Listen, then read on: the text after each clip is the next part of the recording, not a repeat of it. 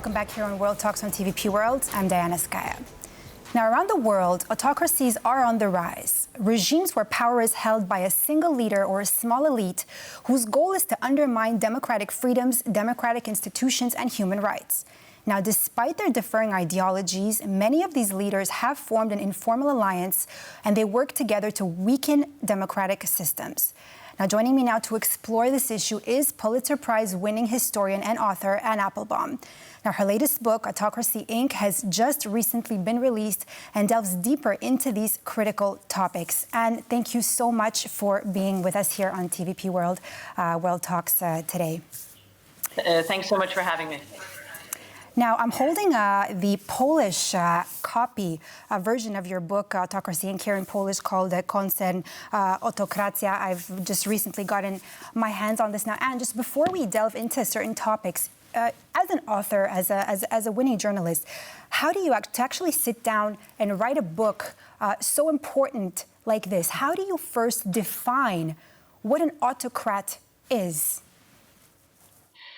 How I write the book and how I define autocracy are a little bit different questions. I mean, in a way, the idea of the book, it comes from many of the opponents of autocratic regimes. You know, if you really want to understand Russia or China or Venezuela or North Korea, you talk to the people who fight those regimes and who know them the best. And actually, it was really a leader of the Venezuelan opposition who I first heard talking about how the many the Russia, China, Iran, North Korea, or in their case mostly Cuba, also helped keep the Maduro regime alive. So the ideas come from the people who know these systems the best.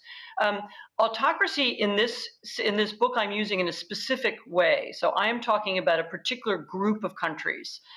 These are countries that are not ideologically similar. So nationalist Russia, communist China, theocratic Iran, Bolivarian socialist Venezuela, Syria, North Korea. These are not countries that have anything in common ideologically, but they do have a similar way of thinking about power. So these are all countries whose leaders rule without any checks and balances, without any transparency, without any legal opposition, without independent courts. They believe that they deserve to rule in an absolute way without anything standing in their way. And increasingly, they see the language of democracy and the language of liberal society. So again, rule of law, human rights, independent courts, independent media. They see those things as a threat to their power, and they seek to destroy them at home, and increasingly they also seek to destroy them around the world. And so they've begun to see the liberal world, both in the form of their own oppositions, but also in the form of other democracies, as an enemy, as a challenge to their kind of autocracy. You mentioned about this transactional approach. How does it benefit these leaders? Like, what makes them so resilient that they're actually able to carry on with this?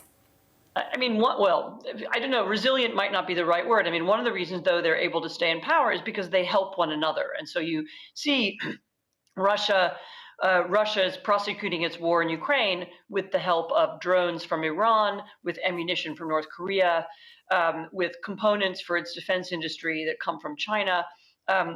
It's been able to stay afloat despite losing many of its markets around the world, thanks to the support of the autocratic regimes. I mean, the same you could say of Venezuela, which is a very unstable regime, a country that was the poorest country in South America. Now it's it was the richest country in South America. Now it's the poorest. Again, it's a regime that should have fallen a long time ago. It's very unpopular. It just lost an election, and yet again, it stays in power thanks to military support from Russia, to investment from China, and to the help that the Iranians give them in avoiding sanctions, as well as Cuban help in supporting their police state. I should also say that the specific nature of modern technology, especially surveillance technology and the technology of communication on the internet, has turned out to work very much in favor of the autocratic world. The Chinese systems of monitoring large groups of people, tracking their movements, both online and offline, and they're now able to sell these systems to other countries who buy them and use them as tools to control their populations as well. So they have that. The famous Russian use of anonymity on the internet, both to create fake social media accounts and now increasingly to create whole websites or whole networks of supposed supporters of their regime or of other autocratic leaders and regimes. All these things work in their favor. It doesn't mean that we are helpless. I mean, the democratic world is still the wealthiest part of the planet, and still in some ways the most politically resilient. We are able to deal with attacks and the to and fro of politics in a more flexible way. But it's true that some technological developments, as well as this cooperation, work in favor of autocracy, Inc. And when I was in college, I read two of your books for my research. I've actually always wanted to interview and to speak with you. And now I just really want to go to that point, particularly of the point where I researched, which was about Russia. Now, you're talking about Vladimir Putin's this central rise. How would you say he has played the most central dominant role in shaping this autocratic alliance? And what do you think, I'll just ask you the second question right away, what do you think the West could have done to prevent something like this? So part of the book is about that. So Russia, in a way, invented modern kleptocracy. I mean, of course, there have always been dictatorships whose leaders stole a lot of money. That's a very old story. The new part of the story is the way in which the modern Russian elite developed in tandem with a part of the Western financial system, that it was able to use this world of offshore tax havens, this world of anonymous companies, anonymous investments, in order to take money out of Russia, to hide it, to launder it, to bring it back in. They used this alternative financial system, which was once a kind of marginal part of the world economy, and which is now very large. It's something like 10% of the world's GDP is now thought to possibly rest offshore.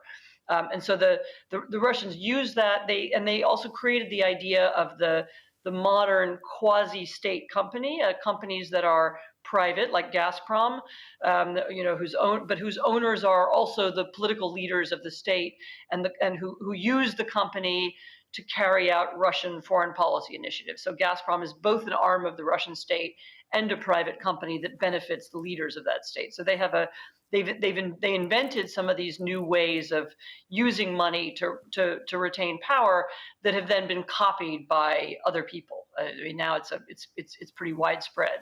And of course, in the 1990s and 2000s, when the system was coming into being, there were a lot of people in the Western world, in Europe and in the United States, who believed that this development was politically neutral, that it was okay to do business with Putin or with people around him in a normal way, because business is business and it doesn't have any political implications.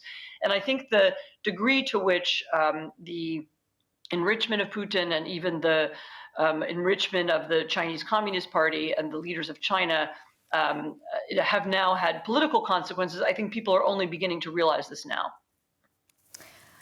And let's go through some examples of authoritarian figures: Modi, Orban, Kim Jong-un, Aliyev, just to name quite a few. Now, how can you tell us that they actually managed to balance power support with their authoritarian tactics? I mean, they're known for controlling elections, the media. They have human rights abuse allegations against them. How do they maintain this balance of still being, some of them, in power for decades? So you just named a group of very different states, and so I would say, for example, Hungary and India are different. Those are countries that still have elements of the democratic system. They still have some independent institutions in their country. Hungary is inside the European Union, and so by definition, it has to have a legal opposition. It doesn't use torture against Orban doesn't use torture against his enemies. That's a very different from North Korea, which is a totalitarian state that has no opposition at all, and in which people who defy the state in any way, can be killed. It's not so. I would make important distinctions between these systems. The way that Kim Jong-un stays in power is through the implication of violence, through force, through mass propaganda, and that's different from what Viktor Orban does, which is more of, it's been described as a spin dictatorship. He has manipulated Hungarian institutions. He's repressed the media, not through censorship, but often through financial pressure on advertisers or on owners of independent media in order to prevent alternative voices from being heard in Hungary. He controls the electoral system. He makes adjustments to it. He has changed his constitution many times. He's used a different set of tools to stay in power. He has. There is still, at least in theory, the possibility of a real challenge to him in Hungary, whereas I don't see that there is that possibility right now in North Korea, unless it came from inside the inner circle. So I wouldn't be too general. I think these are different kinds of systems, and we should understand them that way. And do you believe that we're facing a global crisis for democracy? I mean, there's a way in which there's always a global crisis for democracy. Democracy is, by definition, is very rare. I mean, there have been very few democracies in human history. They usually don't last very long. And the fact that we've had this period of incredible democratic success since the Second World War, where you have a number of stable democracies that have lasted that long. Although remember, if we'd had this conversation in the 1970s, we would have been talking about the crisis of the Soviet Union, which seemed at that time to be very stable and growing and spreading its power around the world. And so we had this sense that we were fighting, an alternative system back then as well. There is something that's shifted, I think, and this is why I wrote my book in the last few years, and it is to do with things we've talked about already: surveillance technology, this use of money, the fact that we're now talking about states run by billionaires who have the ability to bribe and influence other countries, as well as this outward-facing propaganda, this information war, really, that the autocratic world is conducting. So there are some new elements that I think a lot of democratic leaders haven't caught up with or haven't coped with yet. It's my hope that through talking about it, we can begin to galvanize some renewal of the democratic coalitions that are going to be needed to fight back. Thank you so much, Anne Applebaum. Also, thank you for dedicating your book to the optimists and who are looking forward to make sure hopefully the democracies still stand strong. Thank you so much, Anne Applebaum, for being with us here on World Talks on TVP World, for your insight. Thank you. And that's all for this edition of World Talks here on TVP World. I'm Diana Skaya. Stay tuned for more news up next in just a moment.